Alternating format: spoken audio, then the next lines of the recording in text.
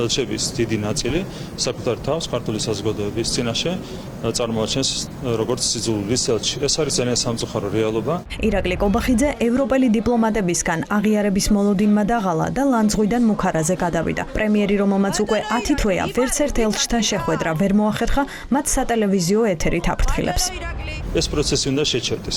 ამისათვის მნიშვნელოვანია, რომ ელჩები იქცეოდნენ პირველ რიგში კეთილსინდისიერად, იქცეოდნენ ვენის კონვენციის შესაბამისად, არ აღვივებდნენ უხეშად საზოგადოების თვალწინ რადიკალის სიძულვილს ჩვენს ქვეყანაში.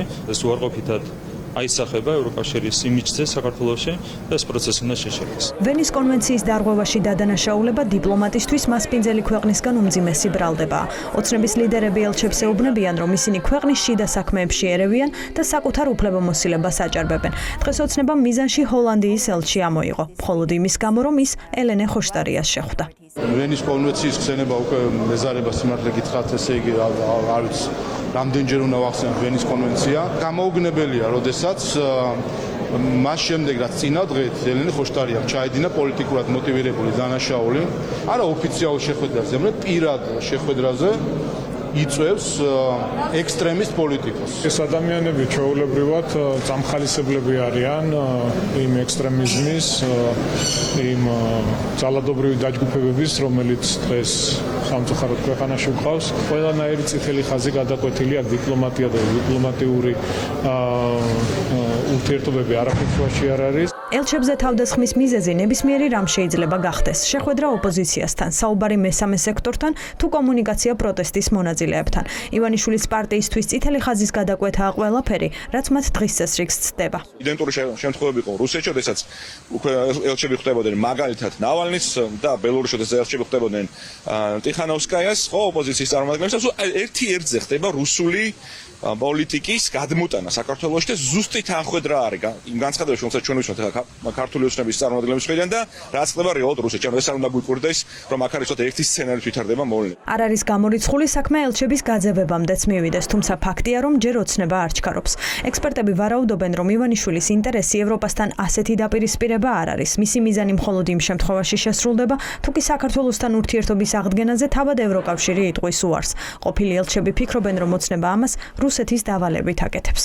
ეს არის ჩვენი ქვეყნის წინააღმდეგ მიმართული თავდასხმები, რომელსაც ეს დაჯგუფება, რომელსაც მიტაცებული აქვს ძალაუფლება ამ ქვეყანაში, ცდილობს, რომ ამით ჩაახშოს ყველანაირი კრიტიკა, როგორც ქვეყნის შიგნით, ასე ქვეყნის გარეთ და თქვა, რომ ეს არის ერთ-ერთი ავტორიტარული ქვეყანა, რომელიც უმეტესობაა ამ დედამიწაზე და მათ არანაირი შანსი მომავალშიც კი რომ გახდეს დემოკრატიული, წარმატებული, აყვავებული ქვეყანა არ გააჩნიათ. ქართული ოცნება ელჩებს ხანდახან არ გაკეთებული განცხადების გამოცემ ბრძვის და ნებისმიერ საკითხზე მათგან გამოხმაურებას ითხოვს.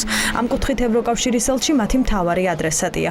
ივანიშვილის პარტიის ლიდერებს დღეს ევროპარლამენტარმა კრიშტოფ ბრეიზამ უპასუხა. სოციალურ ქსელში ევროპელი დიპლომატი ივანიშვილს მიმართავს და ეუბნება, რომ მისი მხრიდან ევროპული გზის დაბლოკვის მცდელობა საქართველოში წარუმატებელი იქნება. ივანიშვილო, შენი მცდელობები გააჩუმოთ ქართველი ხალხი და დააბრკოლოთ მათი ევროპული გზა წარუმატებელი იქნება. ეს რუსული დეზინფორმაციის იგივე სახელმძღვანელოა. ტყუილების გავრცელება ოლიგარქიული ძალაუფლების დასაცავად დემოკრატიის ხარჯზე. ქართველი ხალხის ნება არ შეიძლება და არც იქნება იგნორირებული.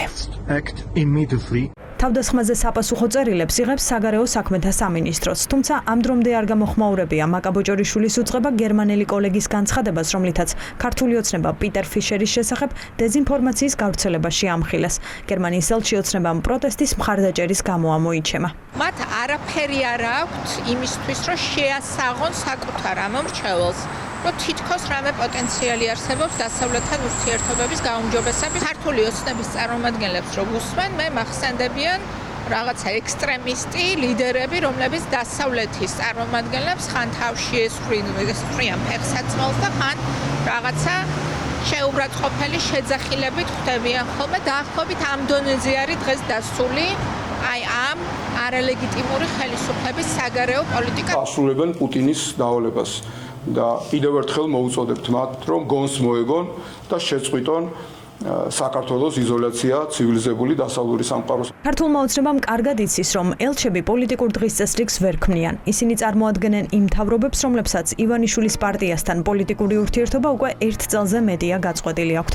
მათთან პარტნიორობის აღდგენის მცდელობა კი კობახიძის მთავრობას არც ერთხელ ჰქონია.